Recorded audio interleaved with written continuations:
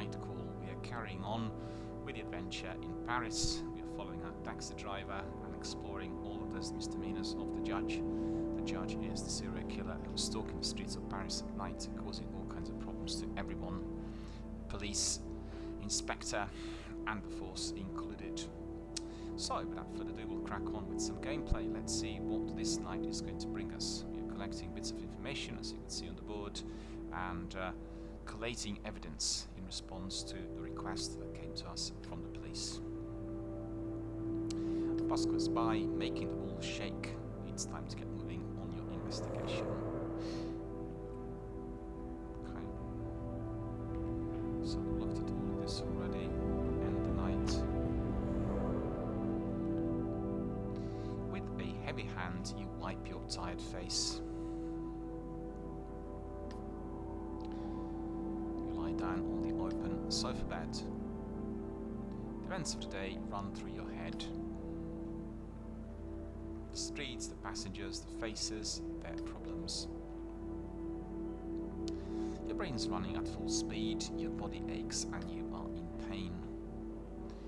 You can tell you need to get more sleep. You glance at your investigation board. Your hands are shaking. You don't quite know what's happening around you anymore. For a short moment, the room around you starts to flutter. You shake your head and your mind wanders for a second.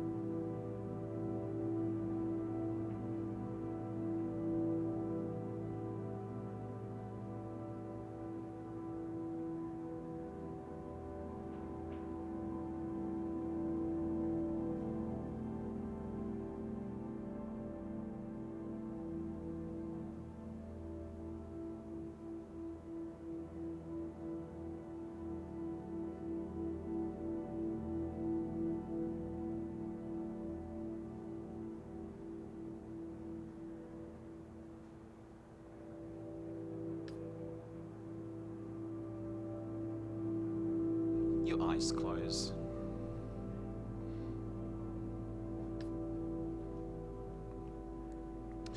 Right when you're about to fall asleep, you notice a taste on your tongue. It's very salty like soya sauce, a tad bitter, very strong. It disappears as quickly as it came. You fall asleep.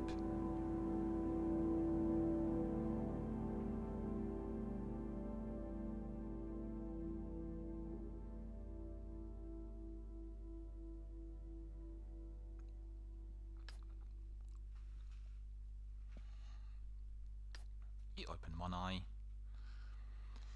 You find your studio calming. There's something special about living in a garret like yours is the last place before the sky starts.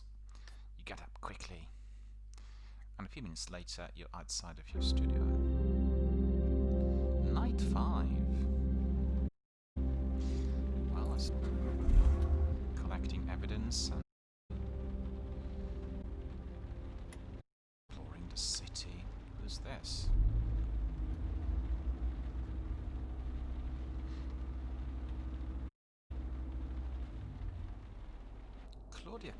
Distance 977, 3322. We are going to accept.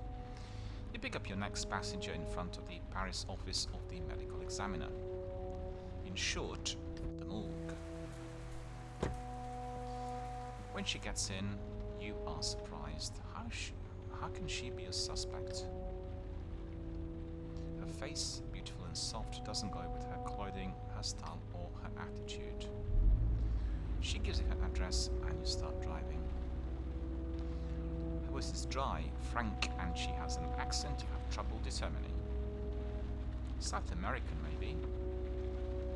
She seems far away, lost in thought.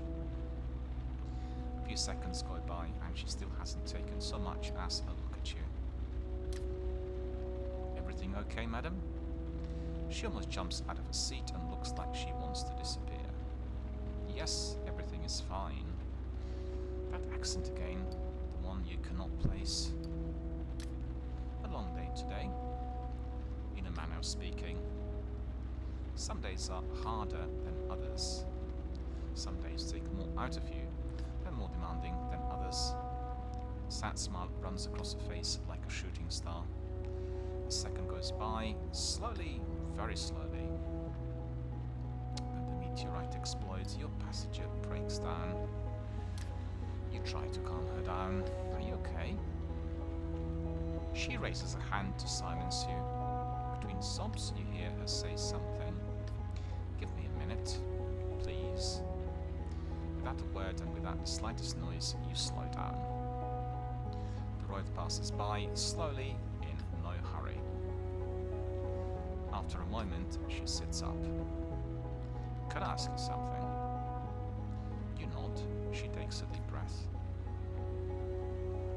This may seem like a ridiculous question, or at least a stupid one. Actually, it is completely stupid. You give her an encouraging smile, but I'd like you to hit on me. She blushes and immediately follows up. I mean, not for real, just for play. Like we are at the bar, like you want to buy me a drink. She shakes her head. Forget it, it's stupid, it's totally stupid. So you ask for clarification. What is it that you want me to do exactly? Well, my job is very difficult and complicated. I don't get out much. I'm not much of a partier. And internet dating, not really my thing. It makes me really uncomfortable. She sighs. Maybe I'm desperate, but I feel like being hit on.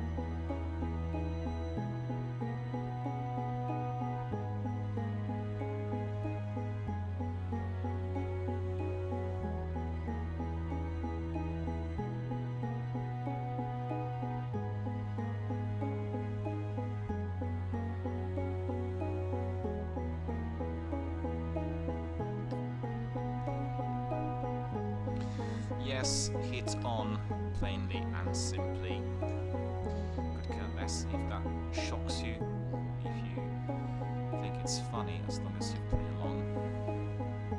Silence. So, you'll accept. Hi, thank you. She smiles discreetly at you. That warms my heart, really. I just have a few rules, if you don't mind. First, I do not want to talk about Argentina, my home, my parents. Avoid the subject. She pauses. Does that work for you? You nod. Good. Second, I don't want to talk about work. I'm a medical examiner. Do you know what that is? Yes. I cut open dead bodies. Take out bullets, tumours, cirrhosis-filled livers. At first, people are always fascinated, but they quickly get disgusted. So nothing about work. Let's start. If you're ready. You're not. We are in a bar. It's not very late. Not very late, but we are the only ones there. I'm alone in the bar, finishing a drink. I get up to leave. Silence. Please go ahead. Hitting on a passenger, this is definitely a first. You've got to find a good line, something that was said at the time. Romantic line. Nice evening, isn't it? Yes, it's very nice. The voice is softer and her accent is a lot stronger.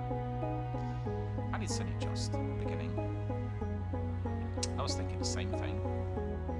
Love staying in bars late at night until closing, seeing people make themselves leave. Some have to force themselves, others surrender. It's an odd mix. She sits up a little and points to the imaginary bar next to her. Buy me a drink? Of course. How about a little game? Look like the kind of guy who drinks cocktails. Something sweet. I could be wrong, but what about me? What is my kind of drink? She rolls the R on the last word. Something subtle. What do you mean? You want something special. You want to be surprised. She bursts out laughing. Aren't you good at this game? Well, I'm quite good at that. Actually, you get part of my character from the way I'm talking to her. So, that's really quick. I really love the game. Really, honestly, it's amazing. She gets back into character. Yes, that's it exactly. You read me like a book. She stares at you. Something about her posture in the backseat is different. Don't you think time goes by so slowly? I do. We wait, we hold on, we get bored. I'd like it all to go faster, things to speed up. She relaxes and she giggles. She's letting go. She looks at you expectantly.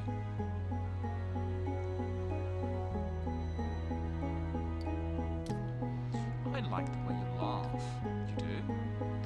That's an odd compliment. It's true. Oh, I thank you. She closes her eyes and stays that way for a little while.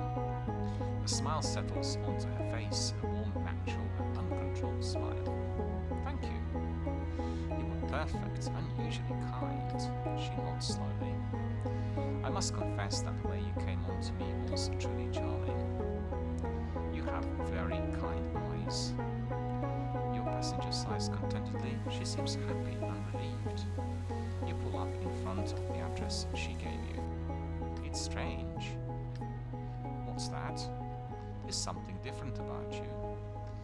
You're not like other men, as if, she hands you her fare and slips you a tip. Don't refuse it, please. It means something to me. You nod. I hope to run into you again. You shiver. One last smile. Goodbye. She gets out of the cab. You watch her until she disappears into her building. Money received 33.22. Look at that, tip 10. That's one of the best fares I've had so far. 43.86. Awesome. But actually, to be fair, we have gone very far. So we are literally facing the other part of town. Where am I? Okay, I want to see the petrol station.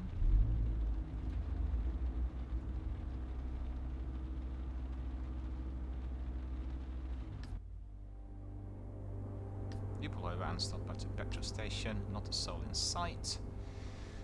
The fluorescent lights irritate your eyes, and the smell of urine is wafting up from the space in between the pumps. It's self-service here, you pay directly at the pump.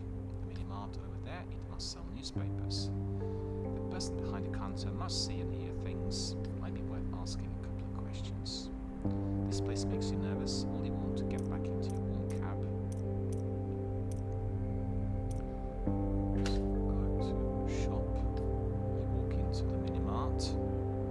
The student doing his homework lazily raises his head. Hello? So, look at the newspaper.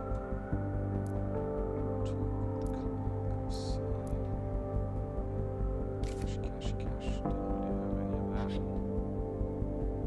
Oh, I won €5. That's very good. So everything else is gone, but it looks good. A hint of smile. A smile spreads across your face.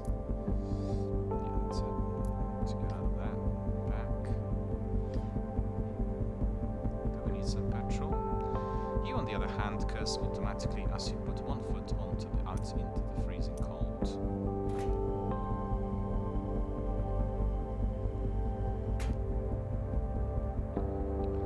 Okay, so got that sorted.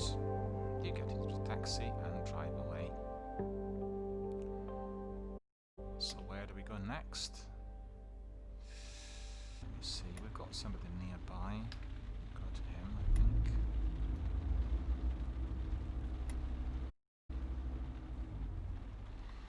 Francois de la Nere. Jeunesse, 29.0 euros, 854 kilometers accept. You immediately recognize the next passenger getting into your taxi. watch television, rarely listen to the radio, you do not need to read the newspaper, and yet, you know, Francois Delanere's face, polemicist, novelist, columnist, politician. Your passenger distractedly gives you his address. You start driving.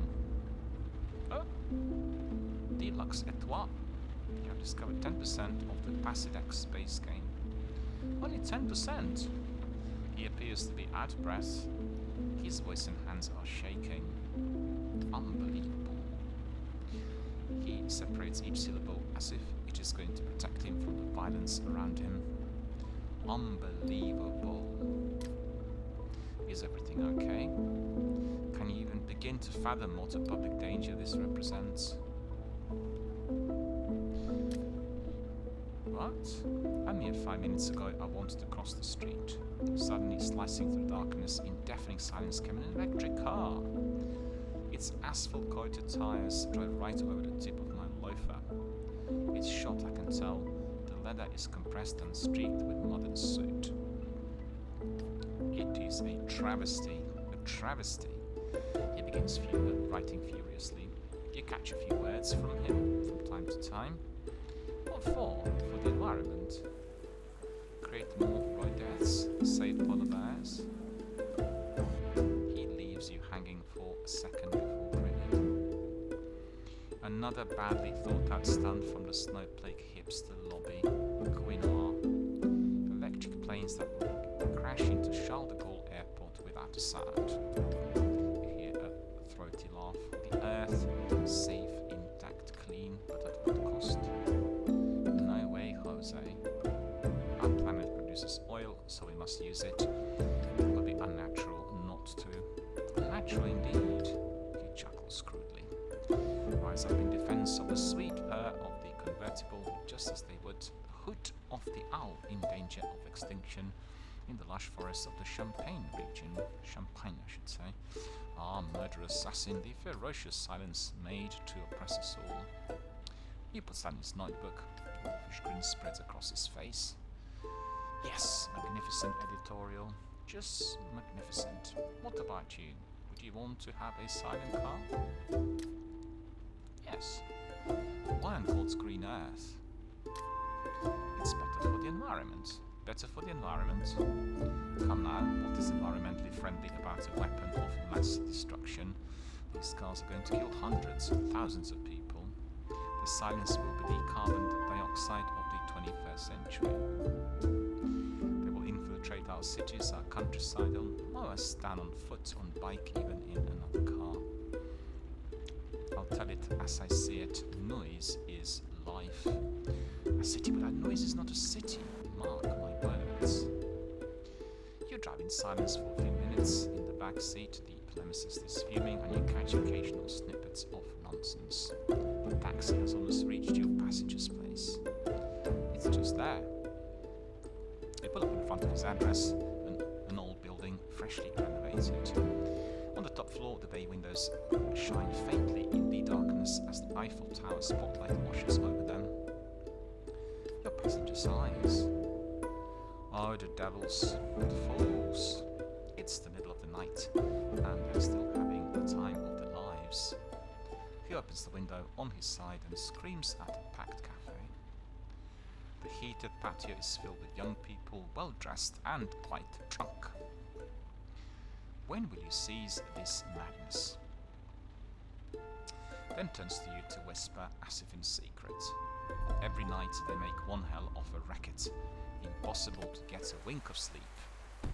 He pays, gets out of the car, and is in front of the bar in 3 angry leaps. You can hear his voice from far away, a few words and some outdated swearing, with a whiff of senility. That's a bit disrespectful. You stop listening and drive off. He paid. That was a good fare as well. Okay, so what else do we need? Oh, loads of still. Ulysses.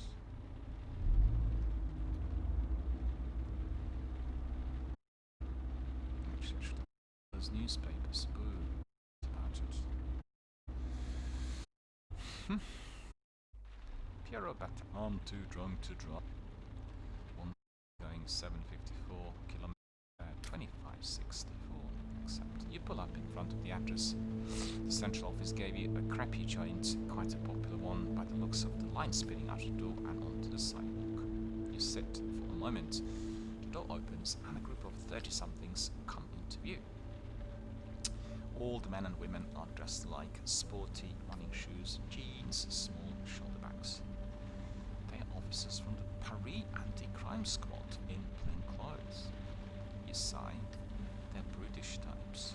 Ones who like to race, tackle, clobber. Ones who in the afternoons spend wandering around Paris in your teens. After a bit, one of them pulls away from the group and comes over to your taxi. He opens the door and collapses onto the back seat.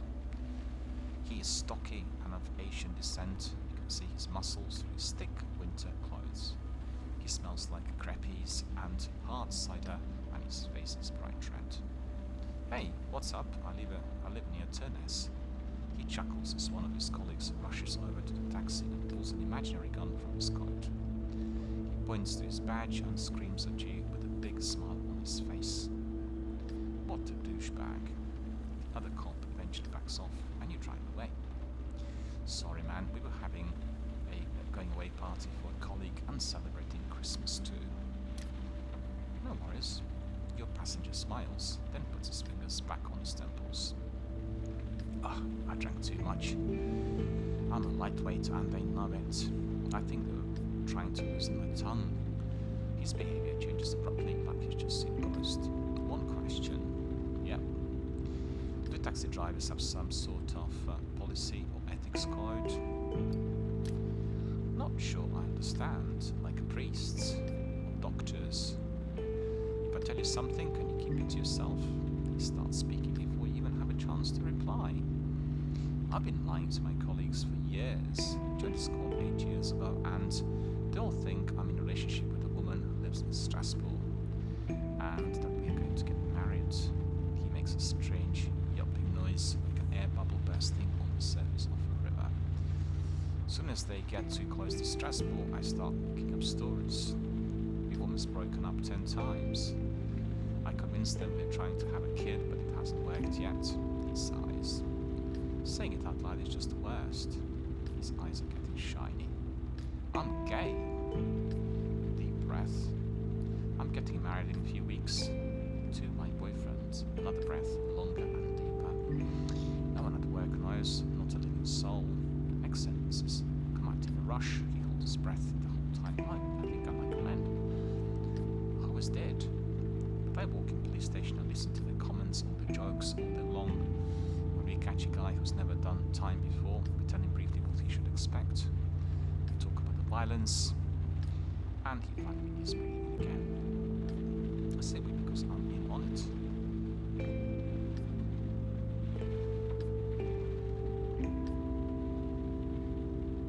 He finally looks you in the eye. They're not mean. Oh. He shakes his head. My colleagues aren't mean people. They're cops, not mean, just doing the job. He manages to flash a tiny crooked smile. You know what I'd really like? He pauses. I'd like to have them over for dinner. Everybody on the squad. They could see my place. We could play a board game, something normal, you know? And then there could be James. He's your partner? Yes, he is my partner. I never call him that out loud. I call him James, or he just doesn't exist. He smiles at last, a genuine smile. Can you believe it? We're getting married in 2 weeks. After living together for 9 years, he's been willing to live in a lie. He understands. It's wild, but yes, he does. He knows I love my job and couldn't possibly do anything else. He loves me enough to let me keep lying. He slowly shakes his head. I can't go on like this. I have to, he freezes. My head is spinning. I don't really feel very good. And why am I telling you all this? Why? He grabs onto the seat in front of him. Can you pull over? Stop immediately. He opens the door and leaves the top. Oh, the flick achievement unlocked as well.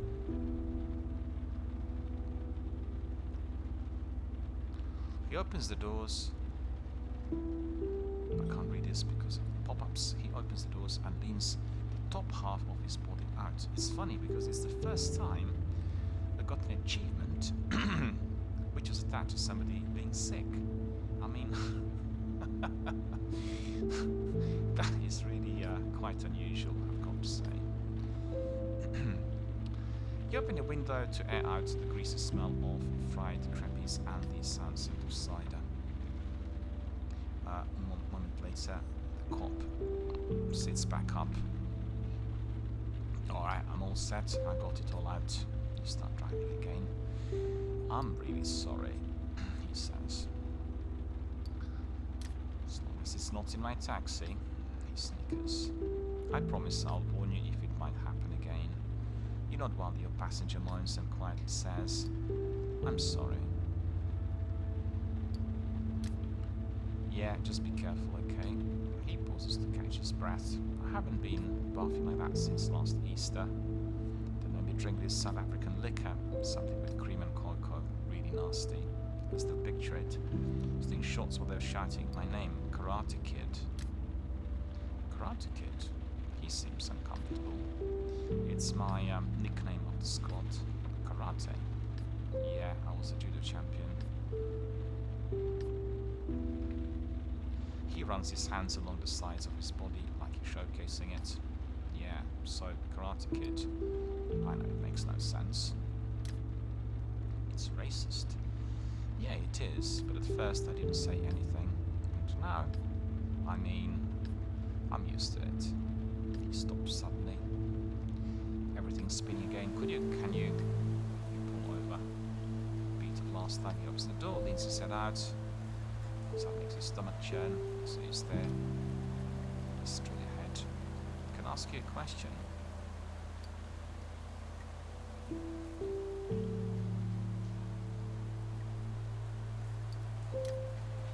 Go ahead. Shoot. He sits up, prompts you to drive. So here goes. What should I do? Should I keep on keeping on? Should I confess? Should I invite them to my wedding and surprise them? He pauses. It's a long one. Be straight with me. What would you do if you were me? If you were in my shoes? I think you're being hard on yourself. You're hurting yourself rather than trying to solve the problem. You're not going to change your... So there aren't a ton of alternatives.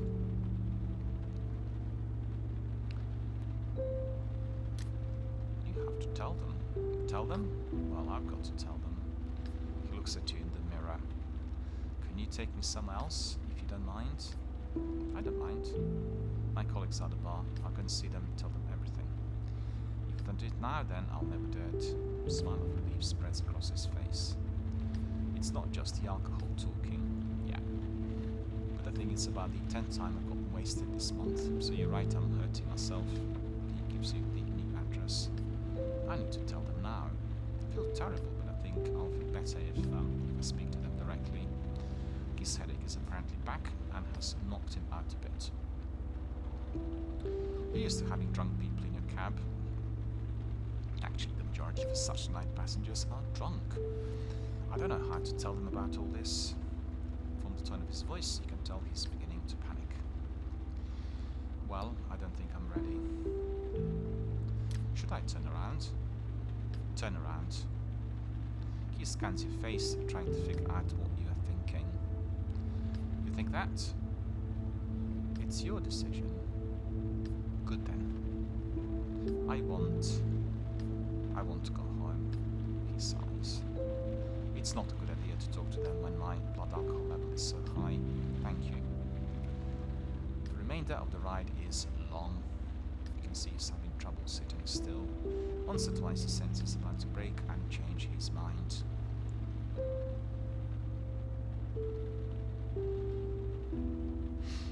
Then nothing. He appears to calm down and remains completely still, lost in his own head. You keep an eye on the road. You have almost reached your destination. In the back seat, your passenger is almost asleep. park in front of a small townhouse. There is a light on upstairs. He's still up. I'm going to talk to James. He looks at you. I don't really remember anything I said, but thank you. He chuckles. Hope this taxi ride wasn't just in my imagination. He pays and gets out of the taxi. You listen to his clumsy footsteps on the cobblestones. He climbs up the few steps up to the door before he has time to find his keys. The door's open. Warm, soft light floods the street. You drive away. 20. Not too bad. See what do we have there?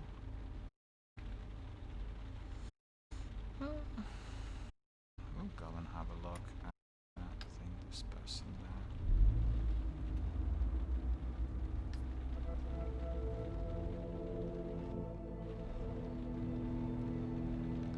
You slow down. Your eyes sting. It's like someone lit a fire in the cab. You feel a chill run up your spine. Slowly raise your head to look in the rear mirror. He is there. So, happy to see me again? There was a road of partly white, too white. No worries, I will not be here for too long. You're not going to get the job done. Close your eyes, hoping this mirage will vanish. You probably won't be able to help that person. Maybe you'll finally realize that she was just using you. You squeeze your eyes shut and see colourful shapes appear, dance around you, disappear. That's your problem. You always want to help people. But nobody ever wants to help you. There is no reciprocity. It's all one day. And that person is just like all the others. So I say nothing. He ignores you. He raises his voice, not paying the least bit of attention. She treats you terribly. She's threatening you. She's ready to drop you to avoid losing your face. I don't get you. They already locked you up once. You want to go back in? I have no choice. His laughter sends chills down your spine. There is something vulgar about it. Seriously, then. You have no choice. Whatever. Run. Take a taxi. Run. Twice. You might take it twice anyway. You always have a choice. Always. Not me, not them. You feel his gaze bear down on you. I don't know what you tell the passengers. Get out. He shrugs.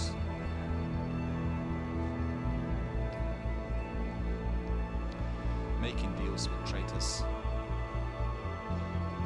You are the victim here. Be a victim. Use victimhood to your advantage. It doesn't happen every day. That other time, you weren't the victim. He flashes his teeth. Killing your own brother. Well, that's something. He bugs his eyes out in mocking surprise. Horror. Pretty hardcore. You see nothing. There you go. I like it when you get angry. Shows you got something in your shorts. You suddenly feel nauseous. Let me tell you what your problem is. You thought you actually had a chance in life. You got just burning like its contents are ready to spew. You were in shit. Like your good grades in school. As if 3 months you spent in college were actually change anything. You're nothing. According to the people of this country, you are nothing. You throw up a little. Your mouth stings your throat. According to the people who protect the drive over, apparently, you do not count. You double load the steering wheel, your stomach burns, but nothing's coming up. You glance behind you and realize you're alone in the cab. It's just you. You wipe the sweat from your forehead and start driving again. The smell of the motor reassures you and calms you down.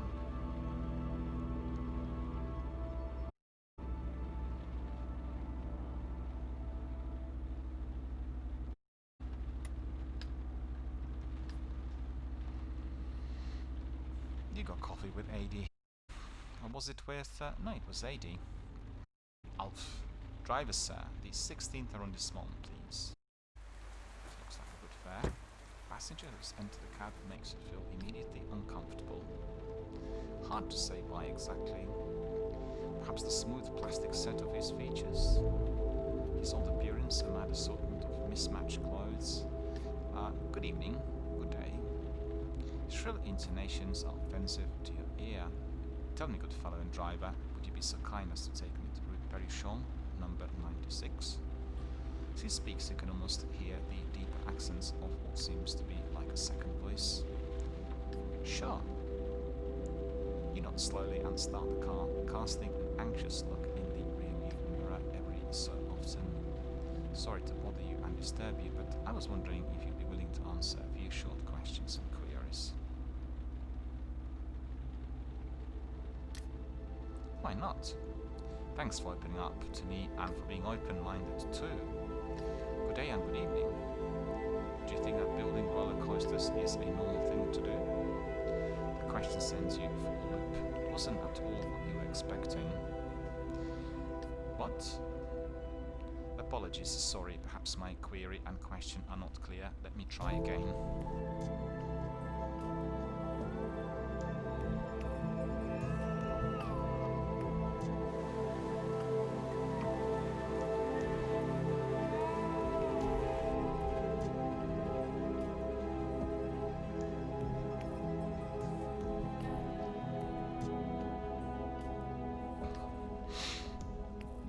No, it's fine.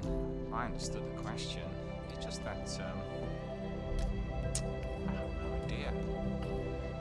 It's a pity and too bad. My question mustn't bother and disturb you, otherwise it will not work. Let me see. Let me say we try another question. That's agreeable to you, of course. What's with this guy? Who is he? Good day and good evening. Why have you yet to colonize the satellite you call the moon? Momentarily, and you try to connect the dots. Not you personally, of course, but you as a species. So, no idea. Why, what a pity. His voice has gone up an octave, perhaps down. It's at once shrill and deep. Just think, just imagine having breakfast looking down at planet Earth. The beauty of it would make you realize how precious and unique your planet is. Which brings me to my last question and query. Good day and good evening. Why is your individual freedom more important to you than that of your species and community as a whole? You examine your passenger closely. And in fact, because we are selfish, we always put our own interests first. We are made that way. Pauses your passenger, rights his posture with a movement of his shoulders. You're surprisingly honest and frank. I know the people who live in this city. I could count the number of people willing to make a sacrifice for another person's well-being on a single hand. Suddenly, you're unable to speak, as if the words were trapped inside of your throat. Your passenger on the seat behind you gives a dry smile, as if he knew exactly what was going on. Thank you. He stops short. He doesn't actually pronounce your name, but you seem to hear what he's thinking. Sorry, I forgot. You didn't want that information and knowledge to get out. You absently pull up to the address he had given you. Your passenger hands you the fare, and then some. Meeting you and making your acquaintance was a memorable experience. And you? He exits the cab. You're still paralyzed, but do not panic. Your body seems to know what's best. Sense your muscles relax. A minute later, you let go of the steering wheel. The paralysis has ended. You take a look out of the side door window. A quiet Parisian neighborhood, utterly uneventful, not as swanky as the rest of the 16th arrondissement. Your customer has vanished into thin air. You sit there a moment longer before making up your mind to leave. The sooner you pick up a new passenger, the sooner you'll forget that guy. 8881, so that's not too bad, is it?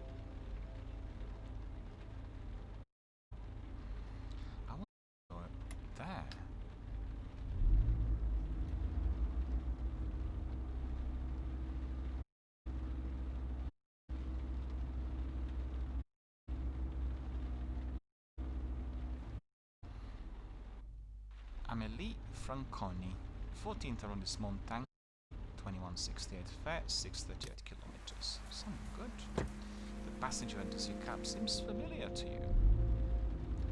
She gives you her address and you start the drive. You glance back at her from time to time, trying to remember where you've seen her before. It's no use. Suddenly she gives a little pout, clearly annoyed by your insistent gaze. Sorry, your face seems familiar to me. She breathes an audible sigh. Could be. She pauses deliberately. I'm in porn. Oh, that's who she is, an actress. A former actress.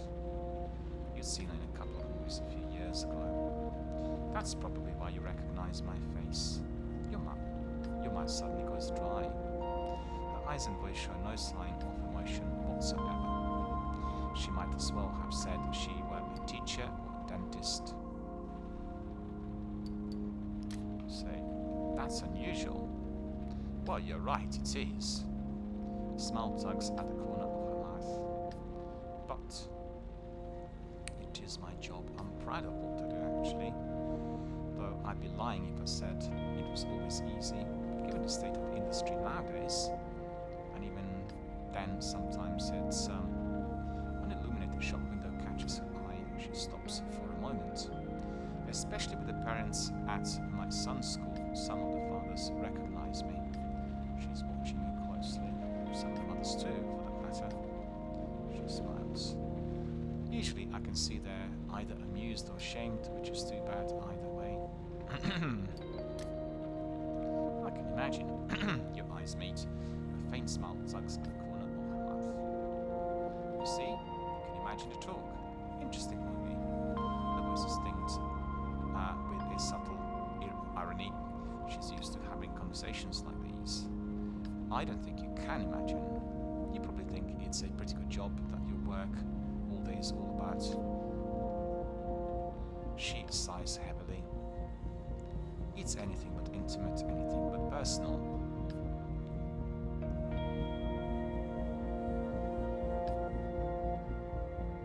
She rolls her eyes. And you have to pick up exactly where you left off 3 minutes earlier.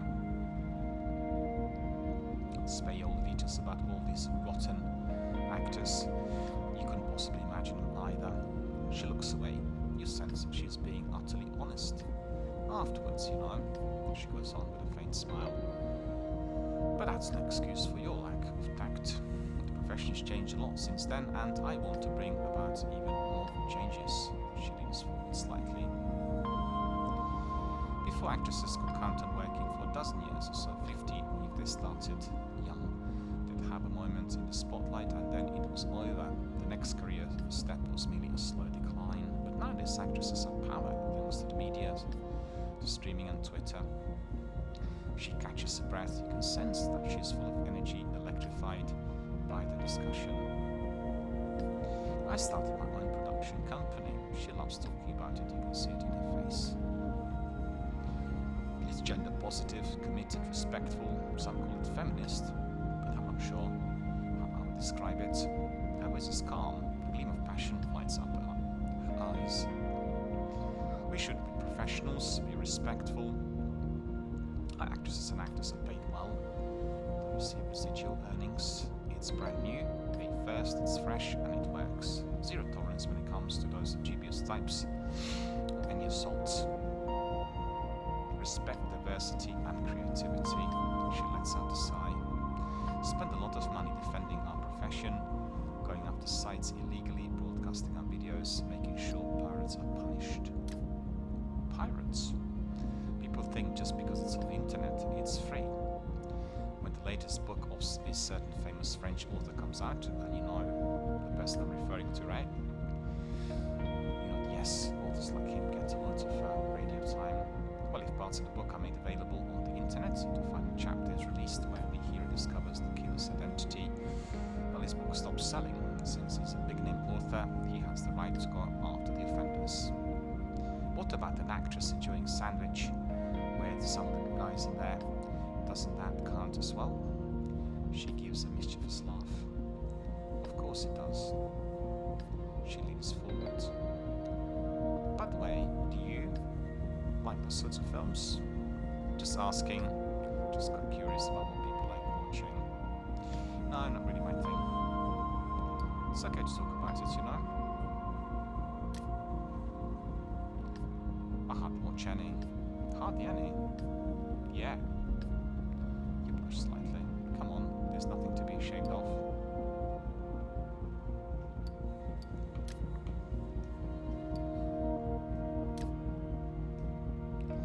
She leans back, an embarrassed smile playing across her lips. Alright, I'll stop bothering you with my questions. You can't help reading in her eyes a touch of satisfaction, as if she'd enjoyed asking you all these questions. Before long you arrive at the address your passenger had given you. You have trouble parking, none of the street lights are working, there's nothing stranger than an unlit Parisian street in the middle of the night. The climb gives a slight cough behind you. You wouldn't mind staying here until I'm in the building. They're doing work, the lights aren't working. She doesn't even finish a sentence. No problem. Thank you. I have to say I've been feeling a little insecure lately. All of energy suddenly seems to have vanished. She hesitates a moment, as if she can feel your connection with the killer before speaking. I knew one of the victims of that serial killer, Natalie. I knew her pretty well, in fact. We worked together, and she was sometimes babysitting my son. She was a great girl. She starts talking about her friend, who she was, who she had been seeing, how she had changed just before she died. They make a mental note of all of that new information. I'll stay here until you're in the building, okay? Thank you. She hands you the fare and exits the cab slowly, crossing the street in total darkness to the door of her building. You remember that night. The pain, the stab of the knife in your side. When you turned your head, you would have seen your assailant's face. Maybe they would have killed you that night. Maybe your attacker would have already spotted you in your cab. Your passenger waves to you as the building door closes. You wave back. Fear spreads slowly through your body. You breathe in slowly and drive away. 23 and all that, my goodness, that was some ride. And a lengthy the looks of it. Let's read those newspapers. Well, first of all, listen to the radio a bit.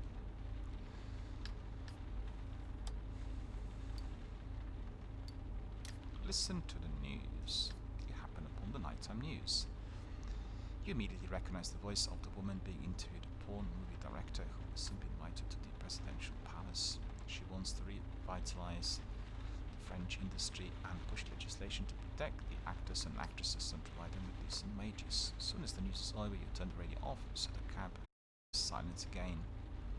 I should have listened to the news before picking up the customer.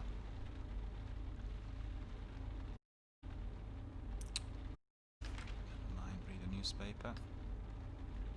Something grabs your eye. You glance at the critique of the great Alicia Cleff's latest collection of poetry.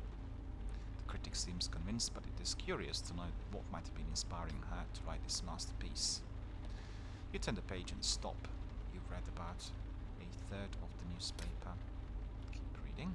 You stop reading and go back a few pages. You thought you saw something. It's quite an involved article about the infamous police leaks affair, why and how all that confidential data was released to the public. The Justice Department is not looking at corrupt and violent cops who are known to be out of line. Concerned associations applaud how transparent these guys are being. Yet the more you read, the more you get the impression the journalist does not agree with her methods. You only have a third left to read. Read the whole thing. As soon as you get to the pages, stop. It's a short article mentioning a strike led by a handful of employees of the Confiserie de Marais, a luxury candy brand. Employees demand better wages. The owners, the group Diamond, are threatening to relocate their factories abroad. You shut the paper. It'll end up in the trash tonight. If you remember, it's there. Otherwise, you'll spend the rest of the days in your glove compartment. It's a lengthy night. Quite a bit. Ah, I should have said it earlier, shouldn't I? Claudia. You charm Claudia. Have all those receipts in there. Look at this. With Francois.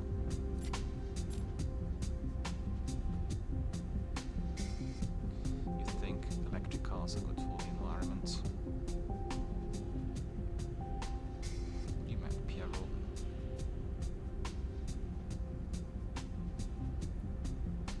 Pierrot told you he was gay.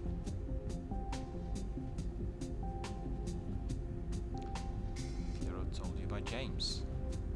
So this is Basidex, you know, all the clues. And it's very important that we kind of examine all the evidence that the taxi driver is collecting.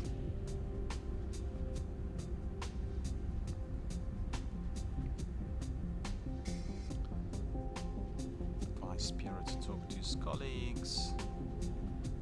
Drop Pierrot off at his place. Just quite lengthy, isn't it? Per se.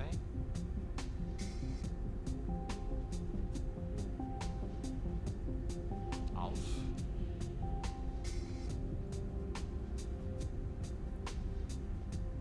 Amelie. So that Pierrot is a very important character. Amelie helped you with the investigation. Of course, she talked about one of the murder victims, so we got some clues on her as well. Okay, so the current balance is 175.38. Continue, we'll go back to our apartment. Look at the evidence, I think. You wipe your face, you fall into feeling sleepy. Your neighbor flushes the toilet out of the corner of your eye. You can see the pipes shake. You sigh and get to work. Okay, so let me see.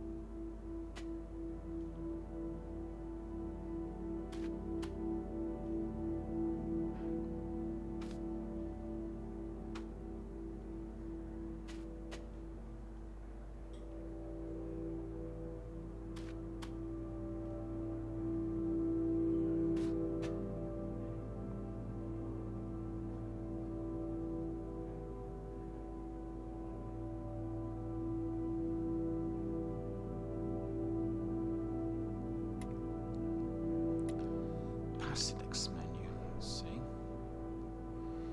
And there we are, look at that, that's Basidex menu. So we've got all of those photographs of various passengers.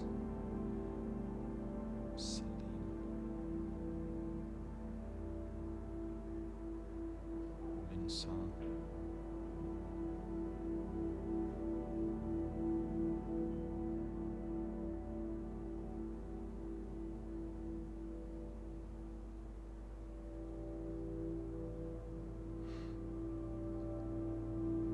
So obviously we'll be talking to some of the passengers yet again. Look at all the passengers that we need to be still picking up. Good God, that's a lengthy game. Who on earth would expect this? General options. That's all cool.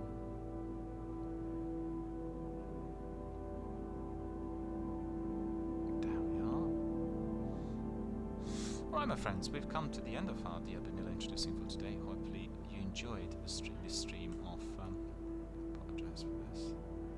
But I hope you enjoyed our stream of Nightcall. We are getting to know a lot more about Paris at night and many of those passengers who were picked up by a taxi driver. Certainly a very, very immersive and engrossing type of film noir style tale. It does really remind me of Hammett and Goodrich and all the guys of film noir hardboiled novels, the 1940s, and it's very interesting to see Paris being portrayed like this. I've got to say it's also blending in very, very well with quite a number of French films that also examine Paris of today and provide you with that sort of crimery of certain types of groups that live in the city. It's definitely very dark and deadly. So, we are coming to the end of this broadcast. Hope you enjoyed all you've seen. We'll carry on with DRBMiller introducing on everyday basis, and I think this was really a game well chosen. We may not stream Nightcall on every single day because it's turning out to be a lot lengthier game than expected. We may have some other games in between and then come back to it at some point in the following week. I'll have to decide on this. I want to have that degree of continuity, but the idea behind DRBMiller introducing also is us being able to give you lots of different games to choose from, and at least 2 or 3 per week should be the norm. And I have to think about this a bit and then decide on what to do and how to run it. So far so good, and thank you for the messages of support coming in from our community members, people who watched it and found the game equally interesting, and really great to see that people will try to play the game themselves and come up with their own clues, cues and reasons as to why certain things are happening in the game. And don't forget, your choices in here will matter. Depending on how you're asking questions, you will be getting a certain quantity of answers, and therefore you'll be affecting the plot. Right, so we are going to be ending this broadcast now, and then we'll carry on with the usual of Warzone. So stay with us and join us in a few minutes for a lot more action in our favourite Battle Royale today. So I hope you enjoyed the game, and I'll see you later.